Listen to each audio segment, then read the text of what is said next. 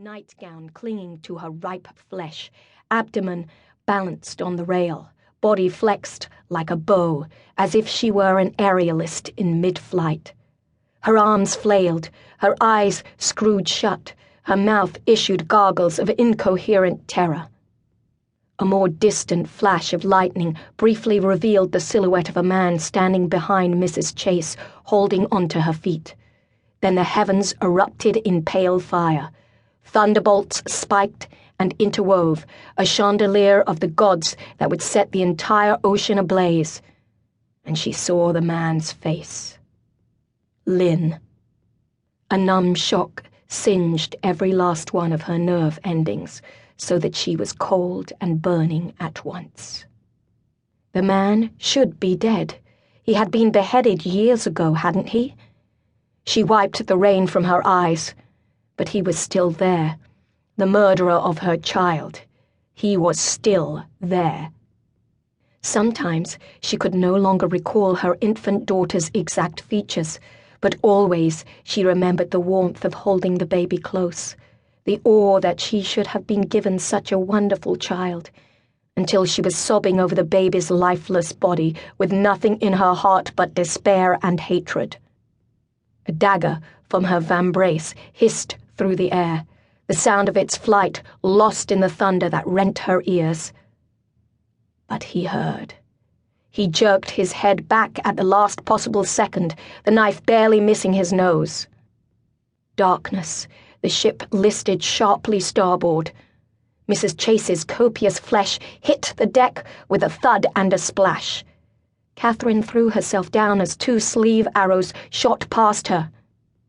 The steamer crested a swell and plunged into the hollow between waves. She allowed herself to slide forward on the smooth planks of the walkway. A weak lightning at the edge of the horizon offered a fleeting glow, enough for her to see his outline. She pushed off the deck and, borrowing the ship's own downward momentum, leaped toward him, one knife in each hand. He threw a large object at her. She couldn't see, but it had to be Mrs. Chase. There was nothing else of comparable size nearby. She flipped the knives around in her palms and caught Mrs. Chase, staggering backward. The ship began its laborious climb up another huge swell.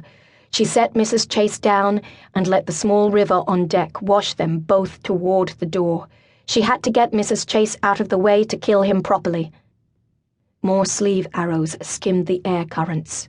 She ducked one and deflected another from the back of Mrs. Chase's head with the blade of a knife. She kicked open the door. Sending both of her knives his way to buy a little time, she dragged Mrs. Chase's inert, uncooperative body inside.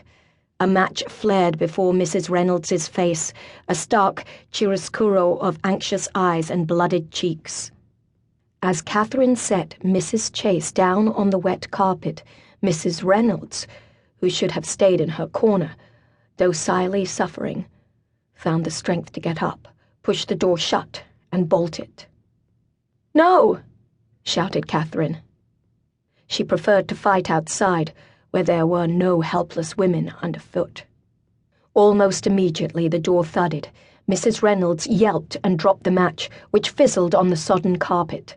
Catherine grabbed the matchbox from her, lit another one, stuck it in Mrs. Reynolds's hand, and wrapped a long scrap of dressing gown around her head.